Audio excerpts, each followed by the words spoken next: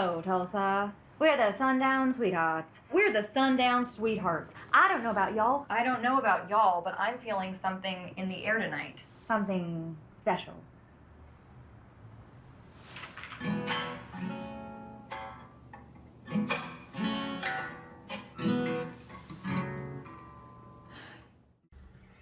My lovers are a collection of books I'll never get back. The title alone is award-winning. I just love that title. You just picture giving someone a book and never getting the darn thing back, and you loved that book so much and you just wanted it back, but you couldn't ask.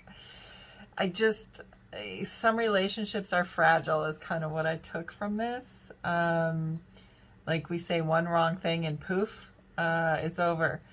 Strong performances by far by the lead actresses. The one actress has a really great voice and musical talent. Just really neat, different. Had some really, really cool moments between the two of them.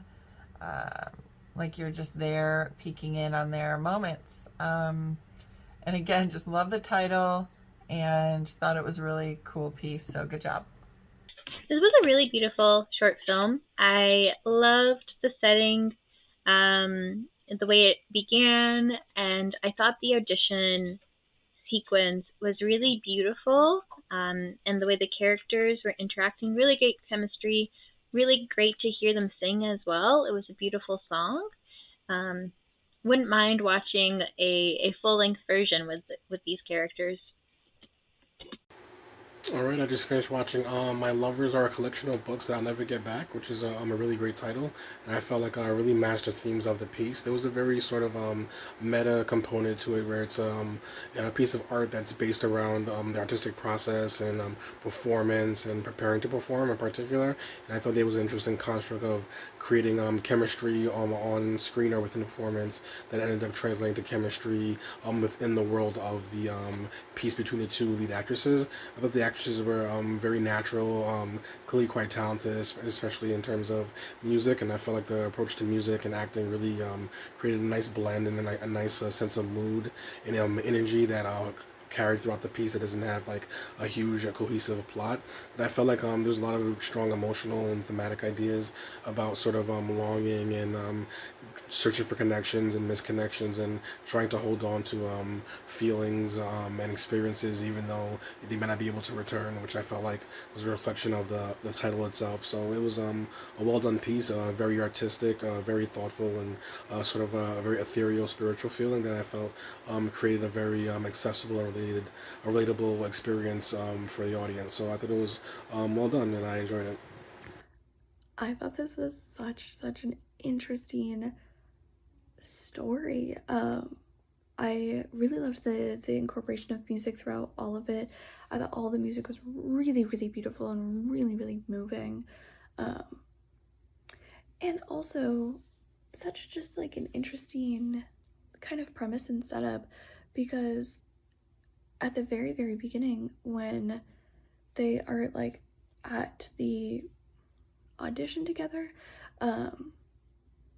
I was struck with how similar they looked, and I thought that was an interesting choice to make. And then as you go through and you get to the very end and she's suddenly like by herself after kind of admitting this and having this like realization like that's not really the same thing, and then she's alone, I was like, oh, that's such an interesting idea. I wonder if it was really intentional to have them look so similar, as this is like a part of her subconscious, a part of her being, to help her kind of, make peace with, or, really settle with the concept, which I think is so interesting. And then obviously to have again with her like writing the music at the very end, to kind of just bring it not only full circle with back to the music, but also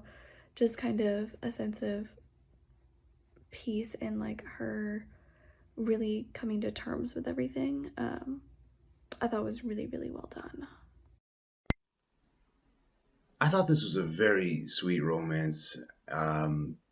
really well played by our two lead performers. There's just a lot that was done really well about this film. Um, Using the mechanism of an audition to kind of get them acquainted or reacquainted in a way was just really smart. I picked up on almost just barely, it was barely perceptible, and I'm not sure if it was intentional, but I just thought it was really cool how during the audition it felt, in the beginning of it, it felt it felt very raw. And around the 6 minute mark, there's just this subtle transition with the light temperature, and it gets softer and warmer, and it feels more like we're back in cinematic space in a way. I thought that was just really subtle but very effective. Um, all in all, there's just a lot done really well with this film.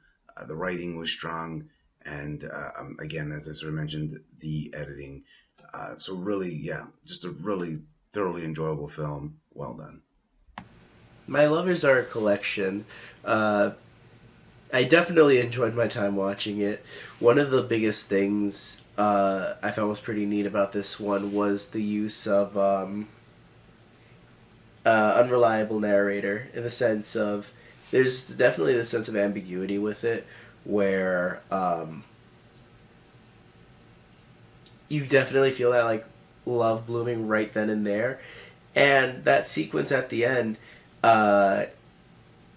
you're not sure if it's real or not, because you think, oh, maybe this is after the audition, the two hit it off, and they figured out they have pretty good chemistry, but then she looks around and realizes she's alone, and now you're wondering, did she leave, or was this all in her head?